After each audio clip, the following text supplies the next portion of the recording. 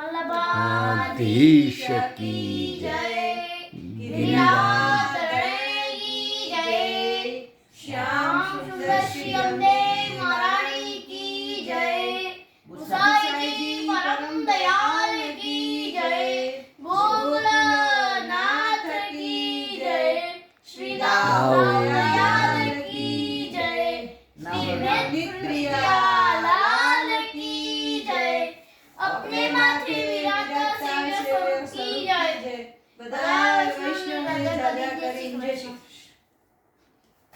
જો આપણે અત્યારે ષોડશ ગ્રંથમાં શેનું ચાલે? યમનાષ્ટક બેઠકજી અને બેઠકજી, બરાબર? એની પહેલા એક નાનો પ્રસંગ। ઠાકોરજીને બે જ વસ્તુ ન ગમે, એક અભિમાન અને એક ધુમાડો। અભિમાન શેનું કરવાનું? આપણી પાસે આપણું શું છે? આ શરીર એ આપણું નથી, એ ચલાવે ત્યાં સુધી ચાલવાનું। હવે પૈસાનું અભિમાન તો એક ક્ષણમાં નોટબંધી આવી, બધા ભિખારી થઈ ગયા। હવે તમે વિદ્યાનું અભિમાન કરો। અત્યારે તો અંજારમાં કેવો રોગ ચાલ્યો છે કે બધા બધું ભૂલી જાય છે, તો તમારા બસમાં તો કશું છે જ નહીં। આજે તમને વર્ષ પહેલા ખબર હતી કે કોરોના આવશે? આજે બધાના જીવન વ્યસ્ત વ્યસ્ત થઈ જાય। 90% લોકો આજે આમ ડિપ્રેશનમાં હોય, ગભરામણ થાય છે, બહાર નથી નીકળાતું। બધા માણસથી, કોઈની માણસથી માણસ ડરતો તો રાક્ષસથી ડરે, પશુથી ડરે, પક્ષીથી ડરે, કોઈ દિવસ માણસથી ડરે। હવે માણસથી તમે આમ ગયા હો ને કોઈક જરાક નજીક આવો ને એટલે આપણે આગળ ખસી જાય, જાણે કે ભાઈ વાઘ કે દીપડો હોય, અને આપણે કોકની નજીક જાય તો એ ખસી જાય। અત્યારે જો તમને જિંદગીના આખા સમીકરણો બદલી નાખ્યા છે। તો અભિમાન શેનું કરવાનું?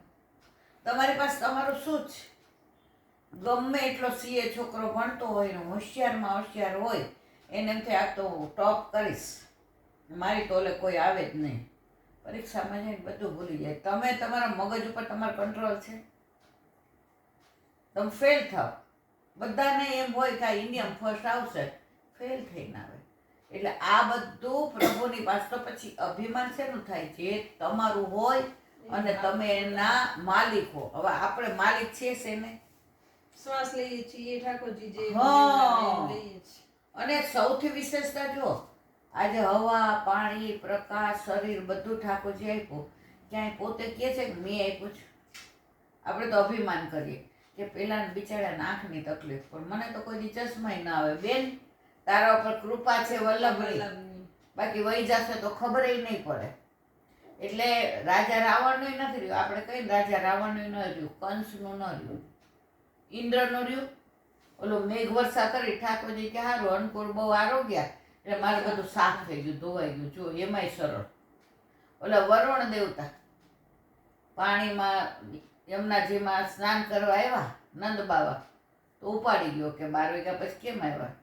તો ઠાકોરજી એનો ઉદ્ધાર, એને પેલું કર્યું। હવે બ્રહ્માજી ઓલા વાછડા હરી ગયા, એવા ને એવા પ્રગટ થયા। આજે કયો દેવતા એવો છે જેને ઠાકોરજી ના હરાવ્યો હોય? જે અભિમાન કર્યું છે ગયો જ છે। તો જો 33 કરોડ દેવતા કાવા મોટા મોટા દેવતાઓને પ્રભુ અભિમાન, તો મારું તમારે રહેવા દે? તો એનો દાખલો છે જે જ્ઞાનો સરસ આપ્યો। એ કે કુસ્તીબાજ હતો, તો આખી દુનિયામાં એની વાહ વાહ થઈ કે આના જેવો કુસ્તીબાજ કોઈ નહીં। કુસ્તીબાજ એટલે ખ્યાલ આવી ગયો ને? હવે એને ત્યાં જેટલા શીખવા આવે ને બધા આમ રાજી થઈ જાય। એની પાસે શીખીને બહાર જઈએ પછી દુનિયામાં આપણે કોઈ હરાવી ન શકે। હવે એમાં એક શિષ્ય એવો આવ્યો કે આવતા વેત એક જ દાવમાં બધું શીખી જાય। એક વાર શીખવાડે ને શીખી જાય। તો જે બહુ હોશિયાર હોય ને એના તરફ ગુરુને થોડો પક્ષપાત। આજે તું હોશિયાર હો તારા ક્લાસમાં, તો તાર ટીચરને એમ થાય ને કે આરત ઇઝ નિયર ટુ હાર્ટ, થાય ને એવું થાય કે ના થાય? અને તોફાન કરતો હોય તો શું થાય કે આ તોફાની બાળકસને આવતા વખતે અહીંયા અમારા ક્લાસમાં નહીં ડીમાં મૂકી દો। આ થાય છે ને એવું બધું।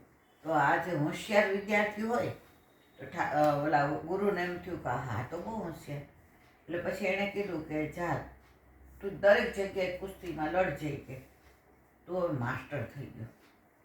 હવે પછી એણે સ્ટેટમાં લડ્યો, કોઈ એને હરાવી ન શક્યું। ઇન્ટરસ્ટેટ લડ્યો, કોઈ હરાવી ન શક્યો। ઇન્ટરનેશનલ રમ્યો, કોઈ હરાવી ના શક્યું, બધે એનો નંબર આવે. એને અભિમાન આવી ગયું. જો અભિમાન ક્યારે આવે? જ્યારે પ્રભુ બધી કૃપા કરે ત્યારે. પણ એ ભૂલી જાય છીએ કે આ બધી કૃપા એની છે. આ હાથ પગ આપ્યા કોણે? એમાં જોર કોણે આપ્યું? બળ કોણે આપ્યું? ઠાકોરજીએ. તો ભાઈ તું લડસ તો એની અંદર બળ તો એનું છે, પણ એને અભિમાન આવ્યું. હવે અભિમાન કોઈનું લૌકિકમાં ન રહે, આર્થિકમાં ન રહે, માનસિકમાં, શારીરિકમાં અભિમાન ક્યાંય ન રહે. એને ઠાકોરજી રહેવા દે જ ના. હવે પેલાને તો એકવાર એને રાષ્ટ્રપતિએ બોલાવીને કહ્યું કે તું તો બહુ સરસ લડે છે આમ તેમ. તો રાષ્ટ્રપતિને શું કે, તમારા ધ્યાનમાં કોઈ એવું છે જે મને હરાવી શકે? તો તમે એમ કે તમે ગોતો એને, નહીં તો મને રાષ્ટ્રપતિ એવોર્ડ આપી દો. રાષ્ટ્રપતિને સારું ના લાગ્યું. રાષ્ટ્રપતિ કે આમાં રાજા લખ્યું છે. રાજાને સારું ના લાગ્યું. રાજા કે મારા રાજનો, મારા બધા એમ કે એના બધાને હું પોષું કરું, બધા રાજમાં મોકલું તો મારા ખર્ચે, કે ભાઈ આપણા રાજનું નામ ઊંચું થાય. હવે એને હું અહીંથી જ સિલેક્ટ કરી ન મોકલું ઇન્ટર રાજમાં, તો એ ક્યાં આવવાનો હતો? એ રાજા સમજી ગયો કે હારવાનું અભિમાન ઉતારવું પડશે. એટલે રાજા કે ફલાણાની હારે કરીશ, એને હરાવી દીધો. પેલાની હારે કરીશ કુસ્તી, એને હરાવી દીધો. પેલા ગામના પેલા હારે કરીશ, એને હરાવી દીધો. તે રાજાએ ઢંઢેરો પીટાયો. એ કે આને હરાવી શકે કોઈ એવો હોય ને તો એને આવો. 3 દી થયા કોઈ આવ્યું ને એટલે રાજાને કે જોયું ને, તમે મને ઓળખતા નથી, મારી માં મૂછો પર દાવ ઉપર. એ કે રાજા આ તો ઠીક તમે કુસ્તીબાજ નથી, બાકી એક દાવમાં તમે ક્યાંના પડી ગયા હોય કે છે, તમારે રાજ હું લઈ લઉં કે છે. રાજા સમજી ગયો કે આને અતિશય અભિમાન છે. એ રાજાએ ઢંઢેરો પીટાવ્યો હતો. ચોથે દિવસે એક 60 વર્ષના કાકા આવ્યા. એણે કીધું કે હું હરાવીશ. રાજા કે કાકા તમારી ઉંમર જુઓ, તમારા ધોળા વાળ જુઓ, આ કરચલી જુઓ. એ કે ના, પણ તોય હું તો એને હરાવીશ. ના હરાવું તો તમને ફાંસીએ ચડાવી દીધું. રાજા કે આટલી બધી કે ખુમારી એટ ધી એજ ઓફ 60? એટલે કે ઓલાને બોલાવું કે. એટલે ઓલો આવ્યો તો ઓહો આ તો મારો ઓલો ગુરુ છે જે મને શીખવો.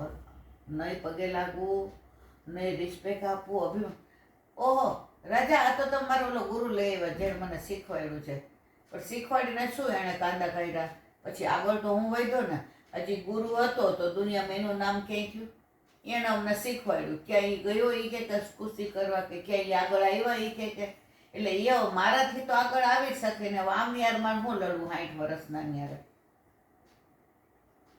ગુરુને જો આ તો પરાકાષ્ઠા આવી ગઈ છે અભિમાનની. પછી કે તું તારે મારું ઉંમર ના જો, મારી સામે લડ. ના રે ના, તમારા હાડકા બાટકા વાગી જાય, પાંસળી એક થઈ જાય અને ઉપર વયા જાવ તો મને બદનામી મળે.